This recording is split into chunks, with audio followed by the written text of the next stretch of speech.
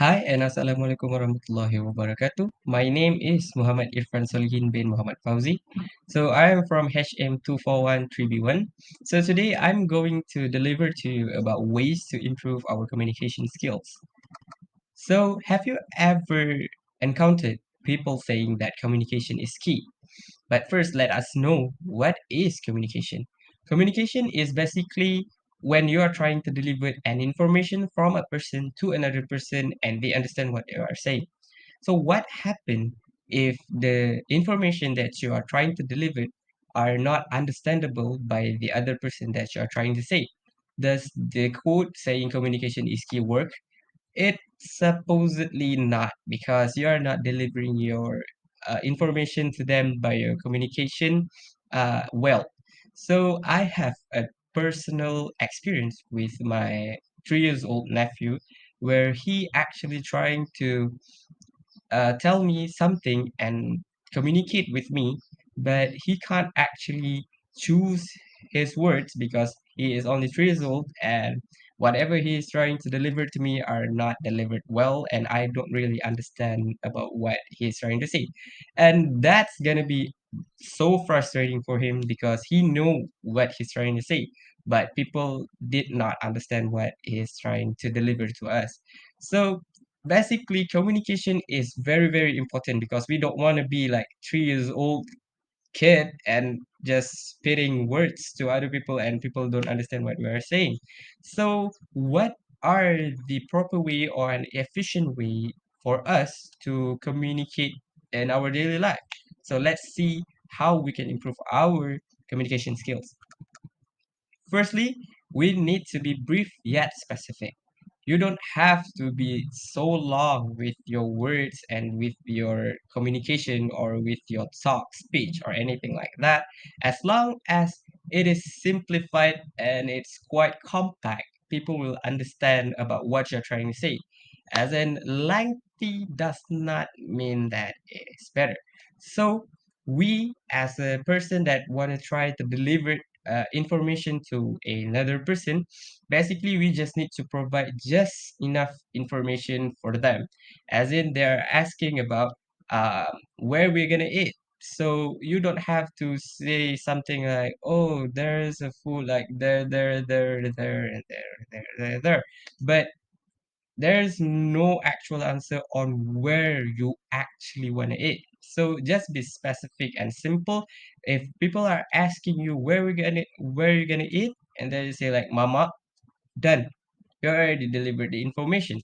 So we know that you want to eat at mama. So we have the actual information that we need. And by practicing this, I know it's kind of hard because usually we used to um, speak a lot so that we delayed our conversation like in a long way. If you practice this like momentarily, like when people are asking you about simple question and something like that, and if you are going to, if you are practicing to be brief, you can see yourself being less ramble, meaning that you are not speaking things that unnecessary in your actual information or informative speech, or in a conversation or something like that. So it will shorten the time of people gonna understand what you are trying to say to them. And as for text and also email or something like that, you need to read entirely the whole context, the whole conversation in the chat room or something like that. You read everything and you bring out all the actual question that is actually in the text, and then you just answer the question. You don't have to make like a one lengthy uh text for them to uh reply the email or the text, because if you are if you are answering them back with a lengthy one, then we'll be like, oh, what is this guy trying to say or something like that. It's gonna be hard for them because they need to read like entirely a whole new paragraph of a novel or something like that. We don't want that. We want people to, when they ask question, they want the answer, like quick answer or something like that, especially in a firms or in a job, something like that. So that is the one of the ways that we can use or practice is to be brief yet specific. Let's go to the second point of my speech. So the second point of my speech is to be mindful of your nonverbal communication. Body also speaks a language. Body movement also gives entirely new words because body also give 1,000 words. As I can say, when someone is like um, crossing their hands, something like this, you will see that they are not interested in the conversation or something like that. So you don't want that in the conversation. So you need to be aware of your body language too, so that you will not offended the person that you are trying to speak with or you are trying to deliver your information with. So 65 to 93% of body language is actually giving an impact on your speech. So you need to be aware of this. You don't have to be so wide with your body or so minimalist with your body. Depends on the situation given. You need to advocate your body movement accordingly towards uh, the situation given. So by having this kind of skills, it is very, very, very important for the leaders actually to have these kind of skills, because leaders, they gonna be always with the staff, they're gonna be with a client or something like that. So they have a lot of time where they gonna meet people. If they can control the body language and also know other body language, they can easily adjust their body or their way of speaking by looking at the other person and also controlling your own body languages. Because if you see someone is like feel disturbed by the way you are moving, then you're just gonna minimal your body movement so they will not get offended by that. And if you're like they seems like, oh, this guy is kind of boring, so you widen up your body languages so it will make them interest in your speech more. That's why you need to be aware of your body languages, because they also contribute in communication skills. So let's go to the third part where I'm going to talk about what's your tone. So tone is basically the way you are pitching your voices. There's gonna be a high pitch voices and also low pitch voices. There's a lot of voices. It's kind of like singing. So in terms of controlling your tone, this trait is for you to um emphasize on what you're trying to say. If it is important, then you're going to be on a high tone. If something that is more relaxing, or you want to say something like, "Oh, today we are going to have a dinner, dinner with family or something like that," so you're gonna have a low tone. You don't have to be like, "Oh, today we have a dinner." So that thing will be a bit interviewing for other persons, like, is this guy really want to invite us to dinner, or this guy gonna get fired or something like that.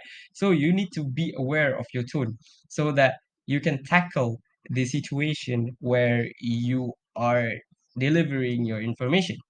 By choosing the right tone in conversation, you will bring trust and also goodwill to the other person, because if you knew what's important and what's less important, so you play with your tone, people will be like, okay, this part is important. Oh, okay, this part is less important. So they are easily to interact with you, like, oh, this and that, meaning that um they know which part is which part.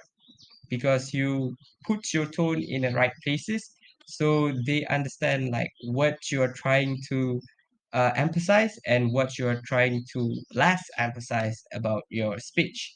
And also by knowing how to control your tone, because not like always every time when you're trying to speak up, like higher your tone, people will get or they understand something like that. They will understand, but they might get a little bit, you know, put aback because why do this guy need to put his voice like high up while he can speak normally? Because like a normal person, you some people they don't like people are being so high pitched. They feel like this guy is kind of rude. So by knowing how to control your tone and seeing people like they are feeling a bit offended by what you're trying to speak, then you're gonna slow down your tone a little bit on par with what makes them comfortable. So that's gonna be a very, very, very helpful way for you to get get into the conversation back. And when things goes wrong, you just align it back up by just tuning up your tone. So as a conclusion, communication are very important to build up relationship, as I've said in my speech just now, by your being short on your speech, specific, and also mind your body languages so that you're not too intriguing or too passive, and also watch your tone. So by these skills, you can manage to tackle like a lot of people in the world. So they will find that you are a person that are easily to communicate with and also easily to find information from you, and they will feel very comfortable around you to have a conversation, even though it is a professional conversation or just a mama style conversation, something like that. So to end my speech, I would say that good communication is the bridge between confusion and clarity. So communicate more, and then you will find yourself more confident to communicate with others by practicing all the ways and skills that I've already told you, and you will find you are more capable of communicating with other people. Thank you.